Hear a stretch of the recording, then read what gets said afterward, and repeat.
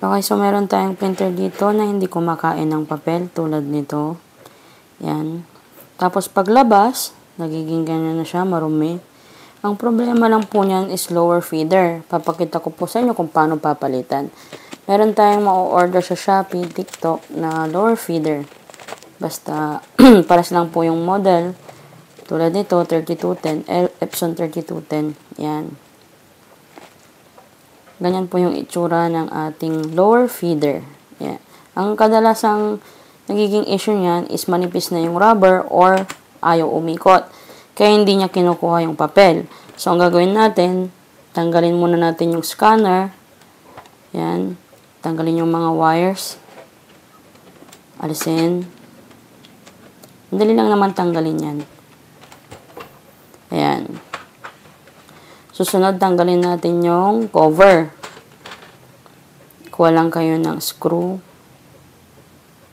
Tapos, both sides, gilid-gilid niya. Yun yung lower feeder na papalitan natin. Yan. Tanggalin yan. Madali lang tanggalin yan. Kuha lang ng screw yung negative part. Tapos, yan.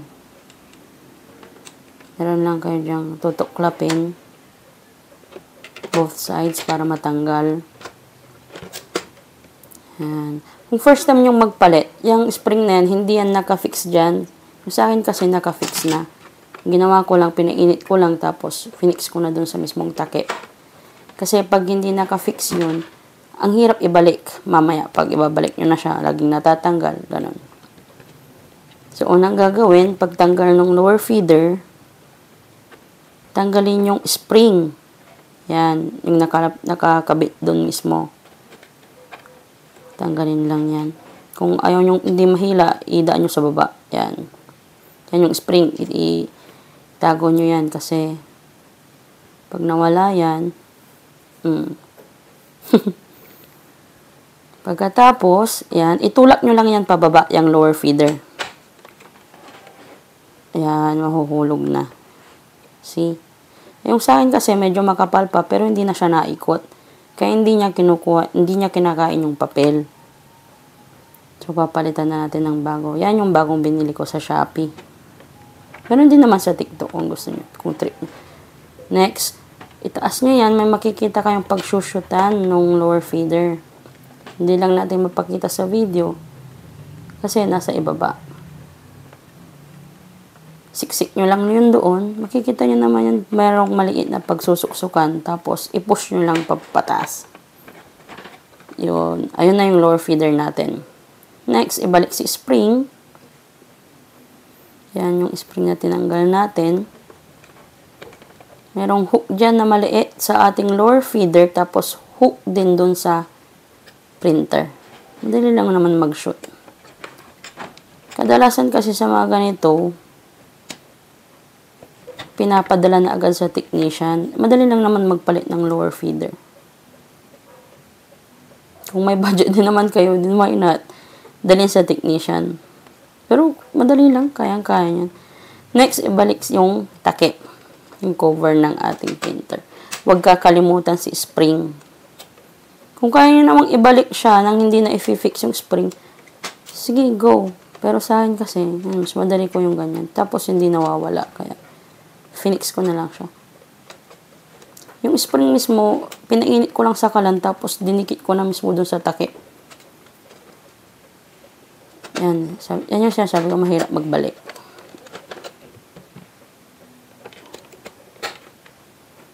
Minsan kasi pag hindi naka-fix yung spring, ang hirap, natatanggal. Yan. Susunod, ibalik na natin yung scanner. Yung pagbabalik ng scanner, mag-ingat po kayo sa pagbabalik. Kasi, once na pinili nyo siya, hindi siya nag-shoot, tapos pinili nyo, may tendency na masisira yung scanner natin. Yung dalawang wires na yan, yung dalawang white na yan, ingat po sa pagbalik. Yung iba kasi, tinatanggal yung takip na nasa right side para madaling ibalik. Sa akin kasi, hindi ko na tinanggal kasi, parang matrabaho na.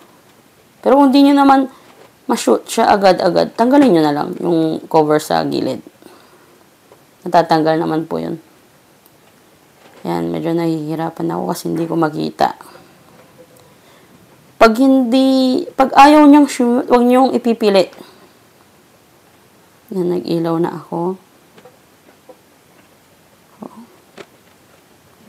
Huwag niyong ipipilit kasi once na nasira yung wire niyan, sira na yung scanner, hindi na siya gagana. Yan, okay. Next, ibalik natin yung wire doon sa kabila, yung switch button niya. Ayan, tapos na. Tingnan natin kung baka gumagana. Ayan. Ayan na siya. Goods. Good as new. Ganyan lang po magpalit ng lower feeder kapag yung printer natin is hindi na kumakain ng papel. Kung kaya nyo namang gawin nyo na kaysa ipag-technician nyo pa.